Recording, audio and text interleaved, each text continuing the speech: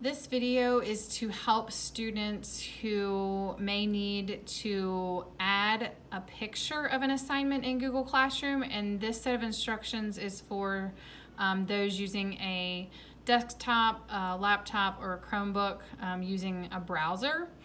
So this might happen for cursive or for math. We might ask students to write something on actual notebook paper and then take a picture and upload for us, because solving math problems can be difficult to see through Google Classroom, as well as seeing students' cursive is also difficult through Google Classroom. So I'm going to use my classroom signed in as a student. So when students would go into Language Arts Melton, they are on the stream and they see kind of all the things that I've posted. But here on the classwork tab, this is what we call the small assignment window. They need to learn, and we've taught them to click the larger view assignment so that they can see all the tools that they'll need. It opens up more tools on the right side here. Basically, this assignment tells them to please practice writing their first and last name in cursive on a piece of paper. Take a picture of that and then add it to this assignment, marking as done or turning in when they are finished. So these are just some resources I gave them to help them. The first part of completing this process is figuring out where on your device your camera is accessible. So all of the students who are meeting with us every day have a camera of some sort. They may have a camera that is embedded within the laptop, or they may have, as I do here, a webcam that is attached as an outside source to the computer. Either way, most computers at this point have somewhere within the program of the computer have some kind of camera picture taking ability. So students should select somewhere from that left corner. They should have a menu of programs that are available on that device. In mine, you can clearly see here right in the C list that I have the camera app available on this desktop computer. What I told students today is that if they do not see that listed in their menu option, then I told students to use the search function. So here in the bottom where I'm searching, I am going to actually type the word camera.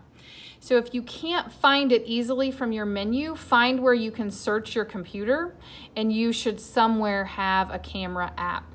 Once you have found the location of that, open that, of course, and then it will bring up the screen where you can take a picture. So obviously now the web camera that I have attached to my computer is picking up that I'm wanting to take a picture of something, and I'm using a second device obviously to record this screen. So if students had completed the assignment where they had written their name in cursive, what I have asked them to do is then figure out how to hold that picture up to the camera, and I've told them it'll take a little practice to figure out how to get that centered within the screen of the camera where it's easily able to be read.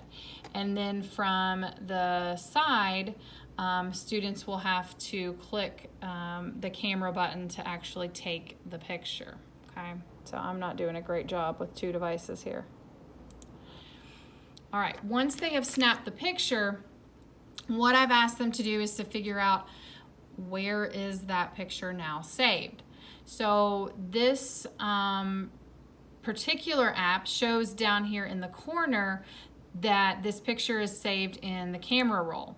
So I can kind of go and look at the picture. And I honestly did not do a great job taking a picture of that. So I would tell the students, you know, if you don't do a good job, retry, okay?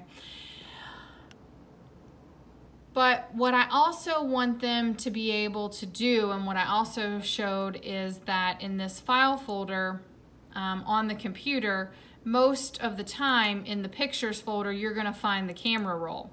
And that is where I just took that picture of my paper. So I have a picture that I had taken earlier that's a much better picture, and then I have this picture that you just saw me take in the video.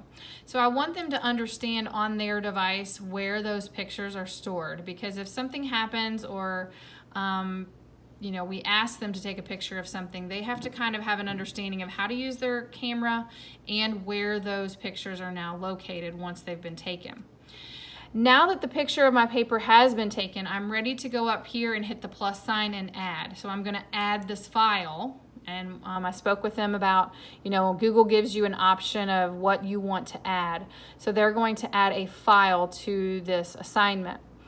When they see this screen, they don't really have anything here. Stuff from their Google Drive will show up here eventually, but they're going to need to choose Upload and Browse. So they're going to browse the device to find that picture.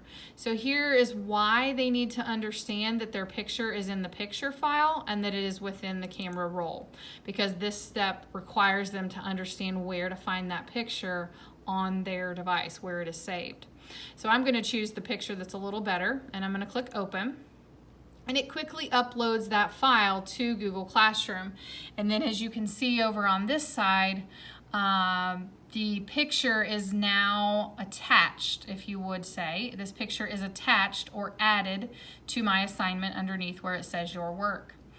But the last step of my directions over here on number 3 said be sure to mark as done or turn in so that you show up as completed for this assignment.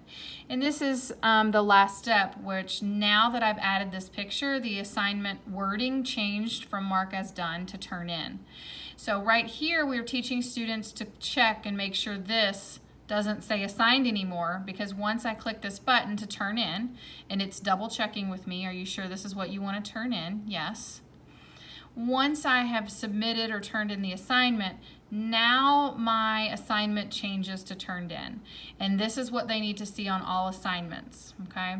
So accessing your computer's camera, finding where those images are saved, and then clicking this add button and browsing the computer to find that file is an important process that we do want students to be able to do from time to time for cursive and math especially, but maybe for any teacher. Okay, so hopefully this was helpful. If you need the mobile directions, there's a separate video for mobile directions.